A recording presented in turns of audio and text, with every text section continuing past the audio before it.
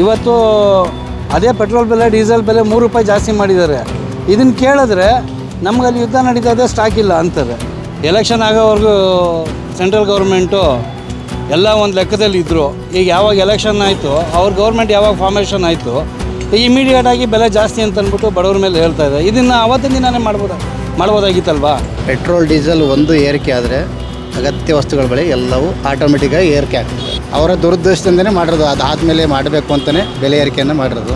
ಬಡವರು ಅದೇ ಥರ ಕೆಲಸ ಮಾಡೋರಿಗೆ ಸಂಬಳ ಜಾಸ್ತಿ ಕೊಡ್ತಾ ಇದ್ದಾರೆ. ಯಾವ ಕಂಪನಿಯಲ್ಲಿ ಸಂಬಳ ಜಾಸ್ತಿ ಕೊಡ್ತಾ ಇದ್ದಾರೆ? ಎಲ್ಲೂ ಏನೂ ಕೊಡ್ತಾ ಇಲ್ಲ. ಎಲ್ಲ ರೇಟು ಜಾಸ್ತಿ ಆಗಿದೆ. ಪೆಟ್ರೋಲ್ ಒಂದೇ ಇಲ್ಲ, ಪ್ರತಿಯೊಂದು ಜಾಸ್ತಿ ಆಗಿದೆ ಸರ್. ನೋಡಿ, ಇವಾಗ 600 ರೂಪಾಯಿ ಆಯಿತು ಪೆಟ್ರೋಲ್ಗೆ. ನಾವು ಎಲ್ಲಿಂದ ಕೊಡೋಣ? 600 ರೂಪಾಯಿ ಹೇಳಿ ನೋಡೋಣ ನೀವೇ. ಕ್ರೂಡ್ $60 ಇದ್ದಿದ್ದು 120 ಆಗೋಯ್ತಲ್ಲ, ಏನು ಮಾಡ್ತೀರಾ? ಅವಾಗ ಎಲ್ಲಿಂದ ಕೊಡ್ತಾರೆ? ಸರ್ಕಾರ ಎಲ್ಲಿಂದ ಕೊಡ್ತಾರೆ? ಬೈಕ್ ಇಲ್ಲ ಅಂದರೆ ಆಗೋದಿಲ್ಲ, ಕೆಲಸಕ್ಕೆ ಹೋಗಲೇಬೇಕು, ಏನೂ ಮಾಡೋಕ್ಕಾಗಲ್ಲ. ಇದರಲ್ಲೇ ನಮ್ಮ ಜೀವನ. ಸೈಕಲ್ ತೊಳೆಯೋಕ್ಕಾಗುತ್ತೆ ಅವಾಗ? ಆಗಲ್ಲ. ಗ್ಯಾಸ್ ಎಲ್ಲ ಜಾಸ್ತಿ ಆಗಿದೆಯಲ್ಲ, ಏನು ಮಾಡೋದು? ಏನು ತಿನ್ನೋದು? ಕಷ್ಟದಲ್ಲಿ ಮಾಡ್ತಾಯಿದ್ದೀವಿ, ಕೂಲಿ ಮಾಡ್ಕೊಂಡು ತಿನ್ನೋರು ಹೆಂಗೆ ಅಂತ ನಾನು ಹೇಳ್ತೇನೆ.